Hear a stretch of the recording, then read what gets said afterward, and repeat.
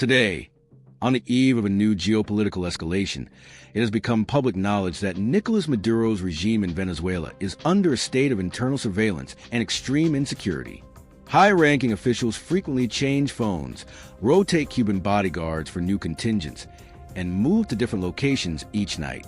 The United States government's decision to officially authorize CIA operations inside or outside Venezuelan territory has triggered a wave of paranoia within Caracas's power circles. Meanwhile, the armed forces, criticized for their weak equipment and readiness, reveal a growing strategic vulnerability. Who watches the watcher when the system itself feels watched? In Caracas, the security structure that sustains the Bolivarian regime has turned into a fortress in a constant state of alert. According to Financial Times, members of Nicolás Maduro's inner circle live under mutual distrust and constant monitoring. The counterintelligence apparatus, originally created to protect the government from foreign infiltration, now monitors its own allies, deepening the climate of suspicion within ministries and the armed forces. Internal sources report that strategic meetings are scheduled and canceled at the last minute, and that officers change phones weekly, fearing interception. Distrust grew after reports of silent desertions and unusual financial movements abroad, attributed to former regime officials. There are indications that part of the military command is attempting to safeguard gold reserves and assets in personal accounts, anticipating an imminent rupture. The government, in turn, has intensified digital surveillance operations, blocking communications and tracking suspicious transactions. This dynamic reflects the internal exhaustion of a system that, in trying to protect itself from external enemies, has become a prisoner of its own control mechanisms. Meanwhile, the population watches an increasingly isolated elite, surrounded by walls, guards, and security protocols. The distance between political power and the real country widens by the day. Fear of betrayal now outweighs fear of invasion, and the regime, once united by convenience, begins to fracture under the weight of mistrust. What was once called revolutionary unity is turning into a network of individual survival. The growing internal tension in Venezuela coincides with Washington's reassessment of its regional containment policy. Since early 2025, the White House has intensified its financial and diplomatic pressure on Nicolás Maduro's regime, reinstating sanctions that have been suspended during the 2023 negotiations. The Financial Times reports that U.S. intelligence agencies have been granted broader freedom to map smuggling routes, monitor gold transfers, and track Venezuelan government assets abroad. The impact of this offensive goes beyond the economic sphere. For the Bolivarian command, every move by the United States is interpreted as the prelude to a destabilization operation. Security officials report the expansion of red zones in Caracas, areas where access is restricted even for senior government members. Measures include replacing advisors with personally trusted agents and relocating ministers' families to areas under military supervision. Paranoia has also spread to international relations.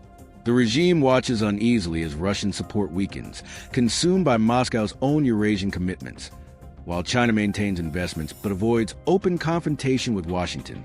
Cuba remains the only stable ally, providing security personnel and political consultants.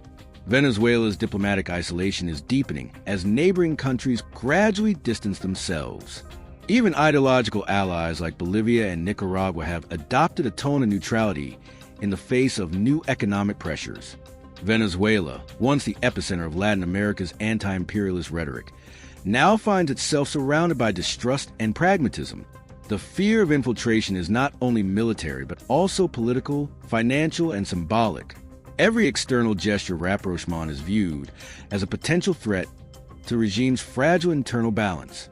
The crisis of confidence striking at the heart of the Venezuelan regime stems from an economic erosion that can no longer be contained by decrees or state propaganda.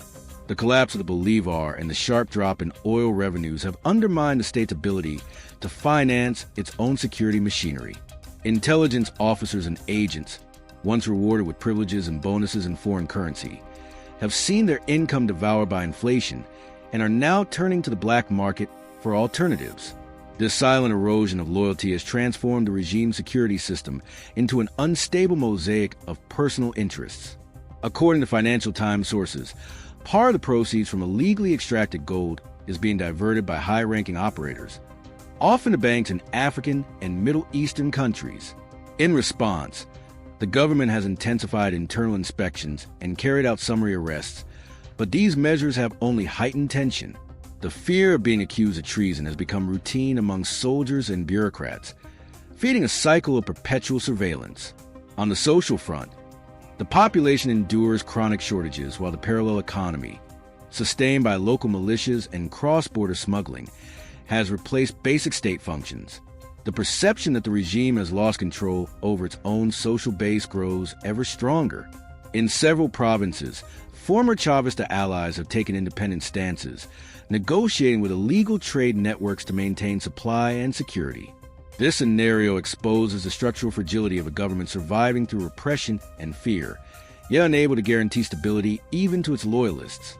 Financial erosion has corroded the political cement of the Bolivarian Revolution, opening the way for internal disputes and potential ruptures within the armed forces. The situation now unfolding in Caracas goes far beyond an ordinary political crisis. Venezuela is experiencing what analysts describe as an internal security collapse, a stage in which the state, surrounded by fragmented loyalties, becomes a hostage of its own surveillance apparatus. Fear has replaced ideology. Self-preservation has replaced loyalty. Nicolás Maduro's regime, which has survived sanctions, coups, and isolation, now faces a far more corrosive enemy: distrust among its own men. Externally, the country remains under economic and diplomatic pressure, while struggling to preserve increasingly fragile alliances. Internally, the civilian and military elite are divided between maintaining loyalty to the system or preparing escape routes. Political time seems to be contracting. Each week brings new signs of weakness, new defections, new fears of conspiracy. Chavismo, once a symbol of resistance, is slowly transforming into a besieged regime, fighting to survive within its own labyrinth of surveillance and secrecy. Venezuela's future will depend less on rhetoric and more on the state's ability to rebuild some form of trust, something that, so far, seems lost. The nation remains suspended between an exhausted authoritarianism and the uncertainty of what comes next.